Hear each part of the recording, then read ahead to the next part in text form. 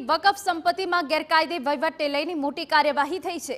અમદાવાદમાં એક સાથે 8 સ્થળો પર ઈડીના દરોડાની કાર્યવાહી। વકફ છેતરપિંડીમાં સામેલ સલીમ ખાનના ઠેકાણે ઈડી પહોંચ્યું। જમાલપુર સ્થિત કાચની મસ્જિદ સહિતની ટ્રસ્ટ સંબંધિત સંપત્તિઓને લઈને તપાસ હાથ ધરવામાં આવી હોવાની વિગતો છે।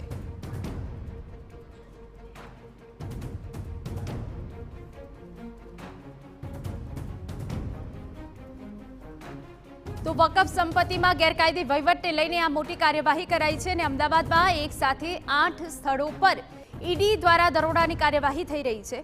વકફ છેતરપિંડીમાં સામે સલીમ ખાનના ઠેકાણે ઈડી પહોંચ્યું હોવાની વિગત છે।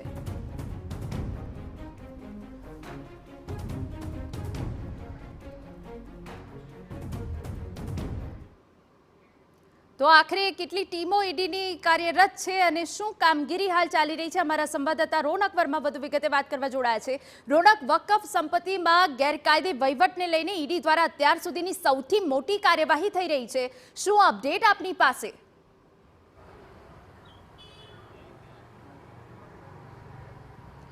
जी बिल्कुल थी पाछला दिवसों जे प्रकारे स्थानिक नेताओं बळापो होय, स्थानिक नेताओं करेली फरियाद होय के पछी हवे ईडीनी कार्यवाही अमदावाद में चाली रही है। आप सीधा ज दृश्य जोई रह्या छो अमदावादना जमालपुर पासे आवेली काचनी मस्जिद पासेथी के ज्यां आगळ जे 8 થી વધુ સ્થળો ઉપર ईडीना अधिकारीओ द्वारा जे तपास छे ते करवामां आवी रही है।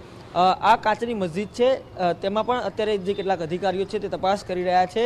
अगाऊ स्थानिक पोलीस छे ते आ केस संबंधित तपास छे ते करी रही हती, परंतु हवे आ समग्र केसमां ईडीना अधिकारीओ द्वारा जे तपास छे ते शरू करवामां आवी छे। आप दृश्य जुओ जमालपुरमां काचनी मस्जिद पासे आवेली जग्याओ उपर जे मोटी संख्यामां जे पोलीस काफलो छे ते पण खड़की देवामां आव्यो छे। आप जे दृश्य जोई रह्या छो ते तमाम जे काफलो छे ते ईडीना अधिकारीओनो काफलो छे, એટલે કે એક સાથે 8 થી વધુ સ્થળો ઉપર જે તપાસ હાલ ચાલી રહી છે।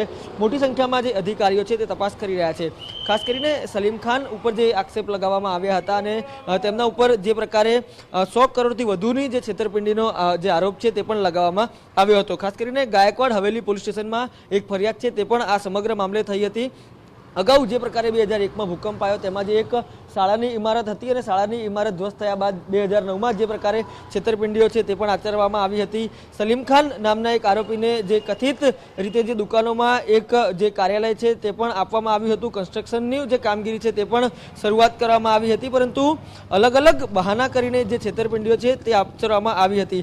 आ उपरांत 15 जेटला जे संपत्तिओ छे तेमां अवैध रूपथी जे भाड़ा छे ते पण वसूलीना आक्षेप छे ते लगाववामां आव्या हता। जे ट्रस्टीओ छे ते बनाववामां आव्या हता, કેટલીક સંપત્તિઓના તે પણ ગેરકાયદે રીતે નિમણૂક છે તે પણ કરવામાં આવી હોવાની જે પ્રાથમિક વિગતો છે તે મળી રહી છે। એટલે કે વકફ બોર્ડના જે સ્વામિત્વવાળી 100 કરોડથી વધુની જે જમીન ઉપર જે આપરાધિક સાજિશ રચવાનો જે મામલો છે તે અહીંયા સામે આવી રહ્યો છે। એટલે કે 1 થી વધુ સ્થળો ઉપર કાચની મસ્જિદ અને સંબંધિત પ્રોપર્ટી પર છેતરપિંડી મામલે જે ઈડીની જે વિવિધ ટીમો છે તે કામગીરી કરી રહી છે। સૌથી મોટી કામગીરી આ કહી શકાય કે 8 થી વધારે લોકેશન ઉપર એક જ કેસને લઈને ઈડીના અધિકારીઓ છે તે તપાસ કરી રહ્યા છે।